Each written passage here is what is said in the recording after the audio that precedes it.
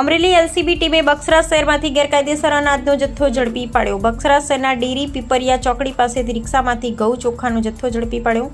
અમરેલી જિલ્લામાં ગેરકાયદેસર અનાજના સંગ્રહની વેચાણ સામે કાર્યવાહી કરવા ઇન્ચાર્જ એસપી જયવીર ગઢવીના માર્ગદર્શન હેઠળ એલસીબી ટીમે ગેરકાયદેસર અનાજનો જથ્થો ઝડપી પાડ્યો। બક્સરા પોલીસ સ્ટેશન વિસ્તારમાં પેટ્રોલિંગ દરમિયાન ડેરી પીપરિયા ચોકડી પાસેથી એક રિક્ષામાંથી ગેરકાયદેસર અનાજનો જથ્થો ઝડપી પાડ્યો। અમરેલી એલસીબી પીઆઈ સીપી વાઘેલાને મળેલ બાતમીની આધારે એક વ્યક્તિને રિક્ષામાં શંકાસ્પદ અનાજનો જથ્થો લઈ જતા ઝડપી પાડ્યો। પોલીસે આસિફ અબ્દુલભાઈ કાલોન્દ્રાને ઝડપી પાડ્યો। ગેરકાયદેસર ઘઉં ચોખા અનાજ અને રિક્ષા સહિત ₹97,503નો મુદ્દામાલ કબજે કર્યો। ઘઉંના 26 કટ્ટા 1170 કિલો કિંમત ₹31,600 અને ચોખાના 26 કટ્ટા 1282 કિલો કિંમત 35,903 અને રિક્ષાની કિંમત 30,000 ગણી ₹97,503નો મુદ્દામાલ ઝડપી પાડ્યો।